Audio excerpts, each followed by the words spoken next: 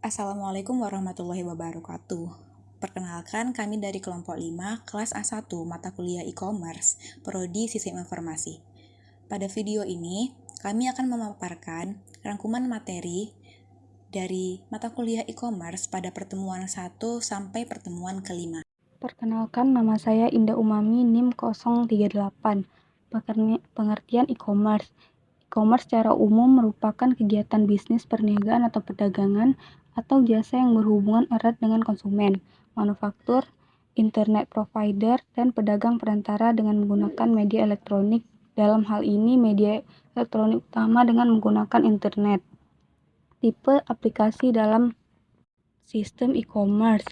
Electronic market adalah sebuah sistem antar organisasi yang menyediakan fasilitas-fasilitas bagi para penjual dan pembeli untuk bertukar informasi tentang harga produk yang ditawarkan.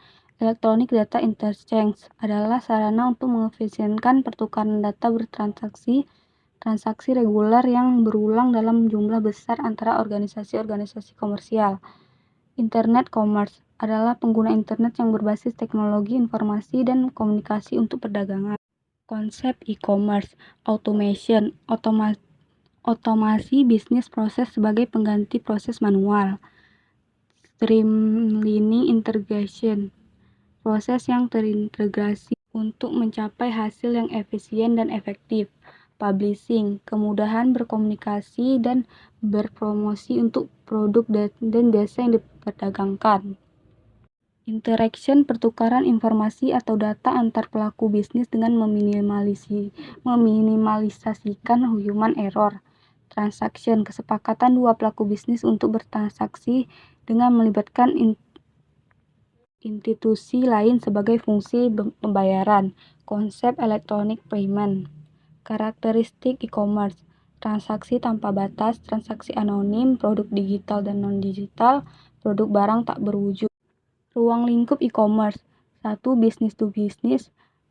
Pengertian B2B meliputi transaksi IOS atau interorganizational system dan transaksi pasar elektronik, electronic market transaction antar organisasi. Karakter B2B. 1. Pertukaran informasi yang dilakukan atas dasar kebutuhan dan kepercayaan. 2. Pertukaran informasi dilakukan dengan format yang sudah disepakati dan service system. 3. Salah satu pelaku bisnis tidak harus menunggu rekan bisnisnya untuk mengirimkan datanya. Nama saya Sofia Saharani, NIM 001. Ruang lingkup e-commerce 2. Business to consumer or B2C. Pengertian B2C merupakan sistem komunikasi bisnis antar pelaku bisnis dengan konsumen untuk memenuhi kebutuhan tertentu pada saat tertentu. Karakteristik B2C. 1. Informasi disebarkan secara umum. 2. Pelayanan yang diberikan bersifat umum sehingga banyak digunakan oleh banyak orang.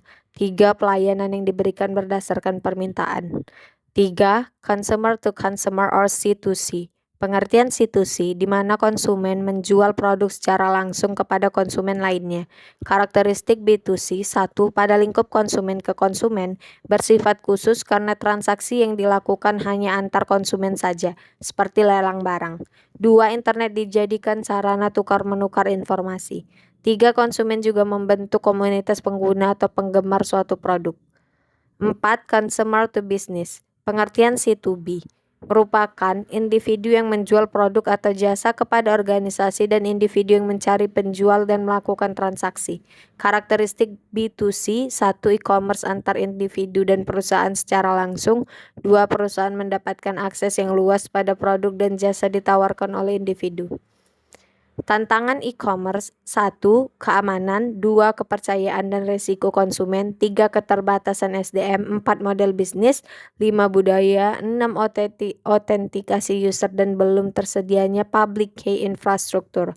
7. Masalah organisasi. 8. Penipuan. 9. Akses internet yang lambat. 10. Permasalahan hukum atau legalitas.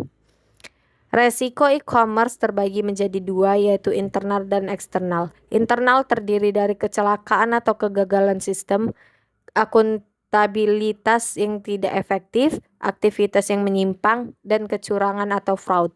Dari segi eksternal yaitu penyusup atau hacker, white hat hacker, cracker, script kiddie. Ada virus dan cyber terrorism atau cyber crime. Model bisnis. adalah metode melakukan usaha yang dapat menghasilkan revenue bagi perusahaan untuk menjamin kelangsungan hidupnya. 1. Brokerage, membawa pembeli dan penjual pada suatu tempat yang sama dan menjadi fasilitator transaksi. Model penghasilnya terutama dari biaya persen per transaksi yang terjadi. Contoh, www.amazon.com. 2. Advertising merupakan pengembangan dari model penyiaran atau broadcasting tradisional. Dalam hal ini yang menjadi penyiar atau broadcaster adalah situs web yang menyediakan isi atau konten dan layanan atau service dikombinasikan dengan iklan atau advertising message yang terletak di banner. Contoh www.iklanbaris.com. Perkenalkan, nama saya Nur Nasra, NIM 100. Model bisnis yang ketiga yaitu infomediary. Data mengenai pembeli dan kebiasaan membeli mereka sangat penting. Data tersebut kemudian digunakan sebagai bahan analisis. Contohnya friendsilent.com, eBay, dan expedia.com. 4. Manufaktur, perusahaan brick and mortar yang sudah mempunyai basis industri sendiri, membuat web untuk beberapa tujuan. Contohnya www.mijan.com. Yang kelima yaitu community, berbasiskan pada kepuasan pengunjung situs. Pada beberapa kasus pengunjung merupakan penyumbang isi dan pendapatan dari situs web tersebut. Contohnya www.kaskus.as. Yang keenam subscription. Pengunjung membayarkan sejumlah uang pada saat akan mengakses situs tersebut. Isi dari situs tersebut merupakan informasi yang bernilai tinggi. Selanjutnya yaitu e-marketplace, iklan, dan e-tailing. E-marketplace adalah pasar di mana para penjual dan para pembeli menukar jasa dan barang-barang untuk uang atau untuk jasa dan barang-barang lainnya yang dilakukan secara elektronis. Komponen marketplace yaitu konsumen, yaitu setiap pengguna internet berpotensi untuk menjadi konsumen atau pembeli dalam marketplace. Yang kedua yaitu penjual, yaitu pihak yang menjual barang atau jasanya di marketplace. Yang ketiga mitra bisnis, yaitu perantara yang menghubungkan antara penjual dan pembeli. E-tailing adalah suatu perantara penjualan, seorang penjual yang beroperasi antar pelanggan dan pabrikan, atau pemanfaatan e-commerce untuk keperluan membuat toko eceran. Contohnya www.amazon.com, www.walmart.com, dan www.tesco.com. Karakteristik keberhasilan e-tailing yaitu 1. Konten dari website, yaitu tampilan dan juga kemudahan yang didapatkan dari sebuah situs. Yang kedua, komunitas dalam internet, di mana setiap pelaku bisnis e-tailing harus mampu membangun komunitas khusus dalam situsnya. Yang ketiga, komersialisasi, yaitu menyangkut segala sesuatu yang ditawarkan untuk menarik konsumen agar bersedia melakukan transaksi pembelian. Permasalahan e-tailing. 1. Profitability. 2. Manage new reach exposure. 3. Branding. 4. Starting with insufficient funds. 5. Keep in interesting. Perkenalkan, saya Elsa Nurhaliza Harahap, NIM 039. M-commerce dan e-payment. Pengertian M-commerce. M-commerce merupakan suatu proses transaksi yang dilakukan dengan menggunakan perangkat mobile. Proses transaksi yang dilakukan secara elektronik baik melalui internet, smart card, maupun perangkat mobile melalui jaringan seluler. Keuntungan dari M-commerce, yang pertama mobilitas, yang kedua jangkauan yang luas, yang ketiga ubiquitas, yang keempat kenyamanan, yang kelima instant connectivity, yang keenam personalization. Pengertian e-payment. E-payment merupakan suatu sistem yang menyediakan alat-alat untuk pembayaran jasa ataupun barang-barang yang dilakukan di internet.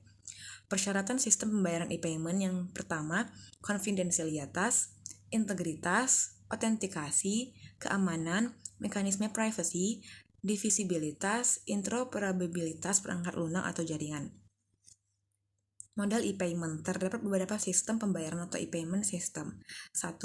e-cash, 2. e-checks, 3. e-wallet, 4. merchant account, 5. micropayment, 6. phone cash, 7. telepon billing system. Nama saya Alfatah, NIM 10. Cybercrime dalam e-commerce dan hukum e-commerce. Cybercrime dalam e-commerce oleh Edman Makarim didefinisikan sebagai segala tindakan yang menghambat dan mengatasnamakan orang lain dalam perdagangan melalui internet.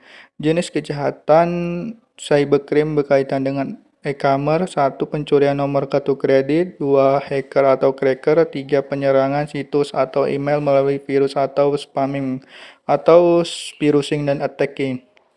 Hukum e-commerce. Di Indonesia terbaru adalah Undang-Undang Nomor 11 Tahun 2008 tentang Informasi dan Transaksi Elektronik. Menurut Mas Widrantoro dalam Bistek Nomor 10 tanggal 24 Juli 2000, secara garis besar ada 5 topik dari cyber law di setiap negara, yaitu Information Security, 2. Online Transaction, 3. Right in Electronic Information, 4. Relation Informasi Konten, 5. Relation Online Kontak. Hukum e-commerce di Indonesia pernah terjadi kasus cybercrime yang berkaitan dengan kejahatan bisnis tahun 2000. Beberapa situs atau web Indonesia diacak-acak oleh cracker yang menanamkan dirinya Fabileslon atau Nasioni. Situs tersebut adalah antara lain milik BCA. Undang-Undang ITE tahun 2008 Pasal 30 Ayat 1 di Indonesia berbunyi mengakses komputer atau sistem elektronik orang lain dengan cara apapun adalah tindakan kriminal. Apabila dinyatakan bersalah, maka pelaku bisa mendapatkan hukuman penjara paling lama 6 tahun dan denda paling besar 600 juta. Ia juga mendapatkan hukuman tambahan untuk tindakan penipuan yang dilakukannya. Hukum e-commerce internasional. 1. Unistral Model Law on Electronic Commerce. 2. Singapore Electronic Act atau ETA. Aspek hukum terhadap kejahatan cyber. 1. Ajas subjective territoriality. Ajas yang menekankan bahwa keberlakuan hukum ditentukan berdasarkan tempat perbuatan dilakukan dan penyelesaian tindak pidananya dilakukan di negara lain. 2. Ajas objective territoriality, yaitu ajas yang menyatakan bahwa hukum yang berlaku adalah hukum di mana akibat utama perbuatan itu terjadi dan memberikan dampak yang sangat merugikan bagi negara yang bersangkutan. 3. Ajas nationality, yaitu ajas yang menentukan bahwa negara mempunyai jurisdiksi untuk menentukan hukum berdasarkan kewarganegaraan berlaku. 4. Ajas protective principle, yaitu ajas yang menekankan jurisdiksi berdasarkan kewarganegaraan korban. 5. Ajas universality, yaitu ajas ini menentukan bahwa setiap negara berhak untuk. 6. Yaitu ajas protective principle, ajas yang menyatakan berlakunya hukum berdasarkan atas keinginan negara untuk melindungi kepentingan negara dari kejahatan yang dilakukan di luar wilayahnya, yang umumnya digunakan apabila korban adalah negara atau pemerintah. Demikianlah pemaparan materi yang dapat kami berikan. Lebih dari kurang kami mohon maaf. Terima kasih atas perhatiannya. Assalamualaikum warahmatullahi wabarakatuh.